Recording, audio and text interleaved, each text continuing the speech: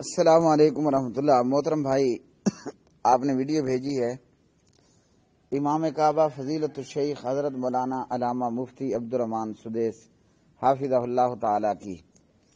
ان کے حرم میں خطبے کے حوالے سے کچھ کنفیوژن پیدا ہوئی یا اشکالات پیدا ہوئے یا سوالات پیدا ہوئے۔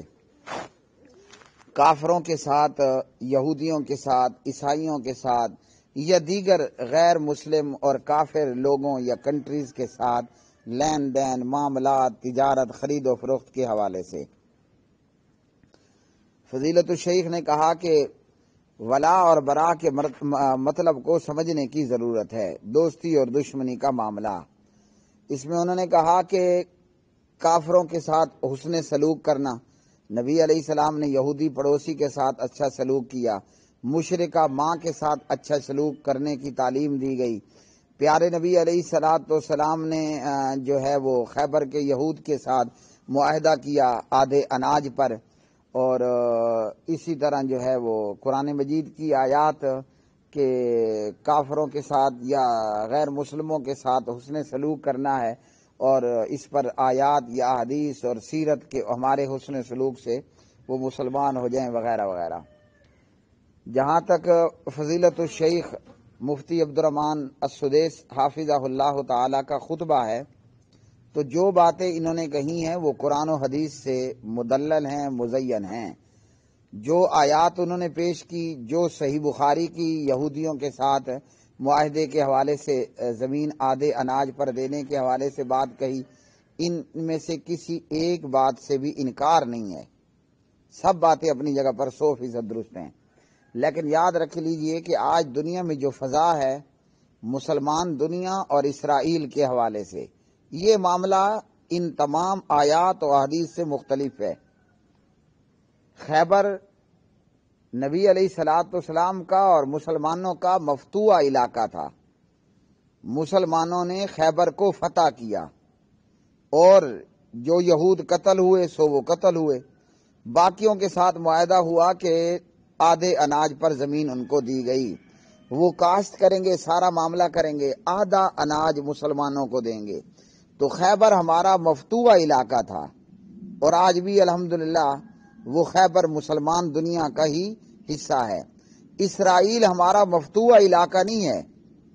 اسرائیل کا یہودی یا دنیا کا یہودی نہ ہمیں جزیہ دے رہا ہے، نہ خراج دے رہا ہے، نہ کوئی اور ایسا معاملہ ہے، بلکہ اسرائیل دنیا کا وہ ملک ہے تو حرامی ملک، ناجائز ملک۔ جس طرح کوئی ناجائز اولاد، ناجائز بچہ ہوتا ہے، حرام کاری کی صورت میں پیدا ہونے والی اولاد یا نطفہ، تو اسرائیل بھی ایک حرام کا اور ناجائز کا ملک ہے۔ وہ ہمارا مفتوح علاقہ نہیں ہے۔ اور اتنا ہی نہیں کہ اسرائیل ایک ناجائز اور حرام کا ملک ہے، بلکہ وہ یہ کہ اسرائیل آج پوری مسلم امہ یا پوری مسلم دنیا کے اوپر مسلط ہے۔ مسلمانوں پر اگر شام میں ظلم ہوتا ہے، مسلمانوں پر اگر فلسطین میں ظلم ہوتا ہے، مسلمانوں پر اگر عراق میں ظلم ہوتا ہے، مسلمانوں پر برما اور اراکان میں ظلم ہوتا ہے، مسلمانوں پر افغانستان اور ہندوستان میں ظلم ہوتا ہے، مسلمانوں پر اگر اسرائیل میں ظلم ہوتا ہے، اور اگر کلمہ پڑھنے والے مسلمانوں پر پاکستان میں ڈرون اٹیک ہوتا ہے، پہلے ہوتا تھا، اس تمام کے پیچھے اسرائیل کا ہاتھ ہے۔ ٹھیک ہے جی؟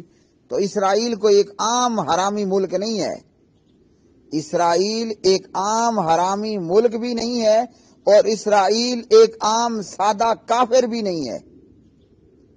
مسلم دنیا اسرائیل سے حالت جنگ میں ہے۔ یہ اور بات ہے کہ آج کلمہ پڑھنے والی امت جہاد کو چھوڑ کر ٹوٹل بغیرت ہو چکی ہے، ٹوٹل بغیرت۔ ہمارے پاس لڑنے کے لیے نوجوان بھی موجود ہے، اور وہ ہجڑا نوجوان بھی نہیں ہے۔ وہ نوجوان چاہتا ہے کہ میں لڑوں، وہ نوجوان چاہتا ہے کہ میری بیوی بیوہ ہو، وہ نوجوان چاہتا ہے کہ میرے بچے یتیم ہوں، لیکن میں پھر بھی اللہ کی راہ میں لڑوں۔ اور اس نوجوان سے مراد خاص کر پاک آرمی کا جوان اور ہر غیرت مند مسلمان جو کہ ایک عام سادہ سویلین مسلمان ہے، وہ چاہے عرب کا مسلمان ہو یا خاص پاکستان کا مسلمان ہو، اس تمام کے باوجود کہ ہمارے پاس لڑنے کے لیے، خون دینے کے لیے، اپنا خون بہانے کے لیے نوجوان موجود ہیں، یہ امت یتیم نہیں ہے۔ ہاں، ہمارے حکمران اور ہمارے جرنیل ضرور وہ یتیم ہو چکے ہیں۔ آج بھی اس کلمہ پڑھنے والی امت کے اندر ایک نہیں، 10 نہیں، 20 نہیں، سینکڑوں نہیں، ہزاروں نہیں، لاکھوں میجر عزیز بٹی شہید موجود ہیں رحمت اللہ علیہ، جو اپنے سینے پر بم بارود لگا کر دشمن کے ٹینکوں کو اڑانے کے لیے ریڈی ٹو یوز ہیں۔ صرف ہمارا آرڈر ہونا ہے، اور ہمارے پاس لڑنے کے لیے گولہ بارود بھی موجود ہے۔ اسرائیل ایک عام حرامی ملک نہیں ہے اور ایک عام کافر ملک نہیں ہے، وہ پوری دنیا کے مسلمانوں پر آج ظلم و ستم کے پہاڑ ڈھائے ہوئے۔ تو بھائی، ایسے ملک کے لیے اپنی ہوائی حدود کھولنا، ایسے ملک کے لیے، ایسے ملکوں کے ساتھ تجارت و لین دین کرنا، یہ تو اسے سپورٹ کرنا ہے۔ جب ہم نے اسے اپنے ہوائی راستے دے دیے، جب ہم نے اسرائیل کو تسلیم کر لیا، جب ہم نے اسرائیل کے یہودی کے ساتھ لین دین، خرید و فروخت کو جاری کر دیا، اس سے کیا ہوگا؟ جب ایک ملک کی معیشت مضبوط تو وہ ملک مضبوط، جب ایک ملک کی معیشت مضبوط تو وہ ملک مضبوط، تو وہ پہلے سے زیادہ تگڑے ہو کر مسلمانوں کو نقصان پہنچائے گا، نہ کہ وہ فائدہ پہنچائے گا۔ وہ پہلے سے زیادہ تگڑا ہو کر مسلمانوں کو نقصان پہنچائے گا۔ اب سبحان اللہ، سیرت رسول کیا ہے صلی اللہ علیہ وسلم؟ غزوہ بدر کیوں ہوا تھا؟ مفتی عبد الرحمن السدیس بھی بتائیں گے اور مفتی عبد الرحمن عابد بھی بتائیں گے حافظہم اللہ تعالی۔ غزوہ بدر کیوں ہوا؟ کیا نبی علیہ السلام نے اپنے صحابہ کو بھیجا جاؤ ان قریشیوں اور مکیوں اور ان ابو جہل اور ابو سفیان کے ساتھ جا کر تجارت کرو؟ غزوہ بدر کیوں ہوا؟ اللہ کے پاک نبی جناب محمد الرسول اللہ صلی اللہ علیہ وآلہ وسلم نے ابو سفیان کے قافلے کو تباہ کرنا چاہا، ختم کرنا چاہا، اور ادھر ابو سفیان بھی اپنے کان پوری طرح کھولے ہوئے تھا اور آنکھیں کھلی رکھی ہوئی تھی۔ ابو سفیان نے ابو جہل کو اور مکے والوں کو لکھا، ہماری مدد کے لیے نکلو، ہمیں اور ہمارے قافلے کو، ہمارے تجارتی سامان کو مدینہ طیبہ سے خطرہ ہے۔ اور پھر نتیجہ غزوہ بدر کی صورت میں سامنے آیا۔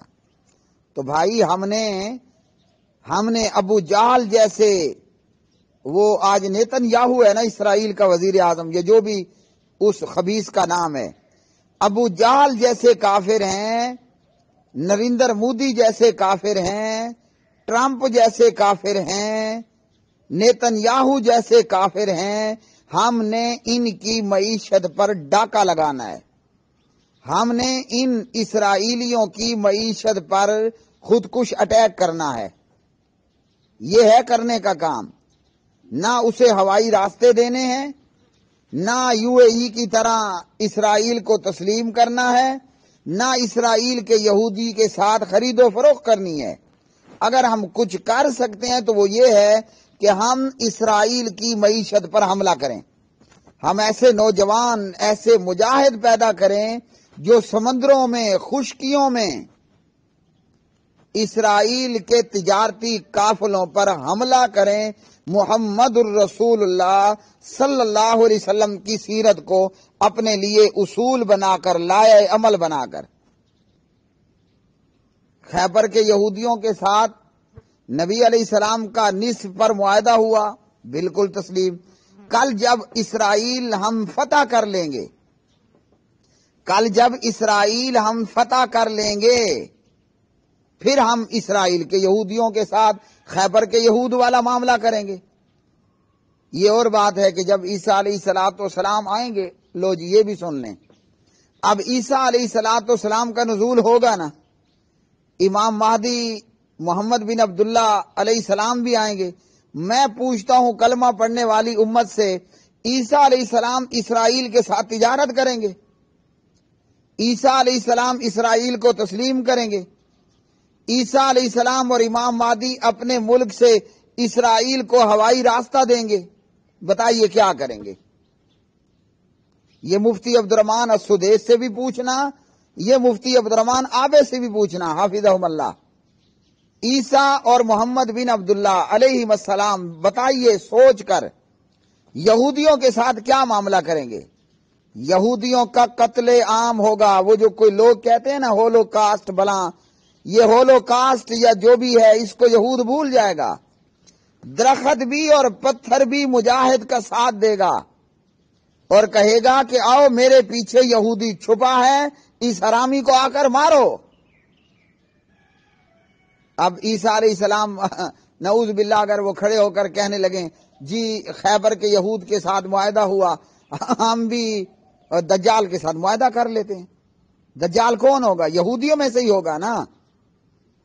دجال یہودیوں میں سے ہی ہوگا، تو دجال کا اور یہود کا قتل عام ہوگا، یہاں تک کہ اللہ کی اس زمین پر ایک یہودی کو بھی باقی نہیں چھوڑا جائے گا. سب یہودیوں کا اور دجال کا قتل ہوگا. تو یہ ہے. اور صلاح الدین ایوبی، سبحان اللہ، صلاح الدین ایوبی نے بیت المقدس پر قابض عیسائیوں کے ساتھ کیا کیا تھا؟ اس نے اپنی زندگی لگا دی، اپنے آپ کو داؤ پر لگا دیا اور بیت المقدس کو آزاد کروایا. ہمارے کرنے کا کام یہ ہے کہ سبحان اللہ ہماری سرکار، ہمارے جرنیلوں کو چاہیے کہ ہم یہودیوں اسرائیلیوں کے قافلوں کو نشانہ بنائیں، ہم یہودیوں کے قافلوں کو لوٹیں، ہمیں ثواب ہوگا. چاہے وہ سمندر میں جا رہا ہے اسرائیل کا تجارتی قافلہ، یا وہ ریگستان میں ہے، یا وہ پہاڑ میں ہے، یا وہ میدان میں ہے. ہمارے لیے کرنے کا کام یہ ہے کہ ہم اسرائیلی جہازوں کو، اسرائیلی بحری بیڑوں کو، ہم اسرائیلی تجارتی قافلوں پر حملہ آور ہوں اور ہم اسرائیل کے کافروں کو اور قافلوں اور کافروں کو لوٹیں. جب اسرائیل فتح ہو جائے پھر ماشاءاللہ ماشاءاللہ ہم یہودیوں کے ساتھ تجارت کریں. لیکن وہ بھی اتنی دیر کے لیے شاید آپ کر سکتے ہیں جب تک کہ عیسیٰ علیہ السلام نہیں آ جاتے. وہ آ گئے اور محمد بن عبداللہ امام مہدی آ گئے تو اب جنگ رہے گی، جنگ رہے گی. ہاں جی، جنگ رہے گی، جنگ رہے گی جب تک کہ یہودیوں کا خاتمہ نہیں ہو جاتا. تو یہ ہے میرے بھائی ہمارے کرنے کا کام. اگر ہم ایسے خبیث اور مردود اور لانتی قسم کے یہودیوں اور کافروں کے ساتھ ان کو تسلیم کرنے بیٹھ جائیں، ان کو ہم ہوائی راستے دینا شروع کر دیں، ان کے ساتھ ہم تجارت کرنا شروع کر دیں، تو بھائی وہ سور، وہ خنزیر، وہ اسرائیل نامی ملک، وہ یہودی کتا وہ اور زیادہ مضبوط ہوگا. اسرائیل کا بچہ بچہ، اسرائیل کی حکومت فلسطین کے مسلمانوں کی قاتل ہے، قاتل. اللہ کے قرآن نے فرمایا وَلَكُمْ فِي الْقِصَاصِ حَيَاتٌ یا اُولِي الْأَلْبَابِ، تمہارے لیے بدلہ لینے میں زندگی ہے اے عقل والو، بے عقلوں کے لیے نہیں، عقل والوں کے لیے. تو میں کہتا ہوں قرآن کی آیت کے مطابق چلو باقی دنیا کو ہم چھوڑ دیں، یہ جو میں نے آپ کو علاقے ملک بتائے چھوڑ دیں ان کو، صرف فلسطین کا کیس ہم لے لیتے ہیں. فلسطینیوں مظلوم مقتولوں کے قصاص میں ہم پہلے تو اسرائیل کے بچے بچے کو قتل کریں نا، پورے کے پورے اسرائیل کو قتل کرنے کا کام ہے فلسطینیوں کا قصاص لیتے ہوئے. پھر جب پورا اسرائیل قتل ہو جائے پھر دیکھیں گے کہ ان کے ساتھ تجارت کیسے کرنی ہے. اسرائیل کے بچے بچے کی گردن پر مسلمان کا خون موجود ہے اور قرآن مجید نے ہمیں قصاص لینے کا حکم دیا ہے، بدلہ لینے کا حکم کیا ہے، اور حدیث نے بھی تو اس لیے جب پورا اسرائیل قتل ہو جائے، فلسطینیوں پر دہشت گردی اور قتل و غارت گری کے جرم میں، پھر مسلمان دیکھے کہ خیبر میں نبی علیہ السلام نے کیا کیا، فلاں جگہ پہ کیا کیا، فلاں جگہ پہ کیا کیا۔ ابھی مسلمانوں کے کرنے کا کام یہ ہے کہ ہم اسرائیل کے قافلوں کو لوٹیں، ہم فلسطینیوں کا بدلہ لینے کے لیے اسرائیل کا نام و نشان مٹا دیں، اسرائیل کو تباہ کر دیں، اسرائیل کے یہودی کا وجود زمین سے ختم کر دیں، پھر اس کے بعد دیکھیں گے تجارت کرنی ہے یا کیا کرنی ہے۔ فی الحال تو ہمیں اپنے مسلمان بھائیوں کے خون کا حساب لینا ہے۔ کس سے؟ اسرائیل نامی ملک سے۔ اور اگر یاد رکھ لیجئے، قرآن نے کہا وَلَكُمْ فِي الْقِصَاصِ حَيَاتٌ، بدلہ لینے میں حیات ہے، زندگی ہے۔ اگر ہم نے فلسطینیوں کا خون معاف کر دیا، اگر ہم نے فلسطین کے مسلمان کا خون کا بدلہ یہودی سے نہ لیا، اللہ کی قسم یہودی کل ہمارے بچوں کو ہمیں ذبح کرے گا، ہمارے اوپر بارود برسائے گا۔ نہ اللہ کا گھر محفوظ رہے گا، نہ دنیا کا کوئی اور ملک محفوظ رہے گا، الا یہ کہ اللہ نے اپنے گھر کی حفاظت خود ہی کرنی ہے۔ باقی مسلمانوں نے نہیں بچنا، باقی دنیا نے یہودیوں سے نہیں بچنا۔ کیوں؟ کہ بدلہ لینے میں ہمارے لیے زندگی ہے۔ اگر ہم نے اس پاگل کتے اسرائیل کے یہودی سے فلسطین کے مسلمانوں کے خون کا بدلہ لینے کی بجائے تجارتی پینگیں بڑھائیں، UAE کی طرح ہم نے اسے تسلیم کیا، مسلمان ملکوں کی طرح ہم نے اسے ہوائی راستے دیے، تو سمجھ لو ہم نے اپنی موت کے پروانے پر دستخط کر دیے، جو کہ ہم کر چکے ہیں، مزید آگے ہمارے ارادے بھی یہی ہیں۔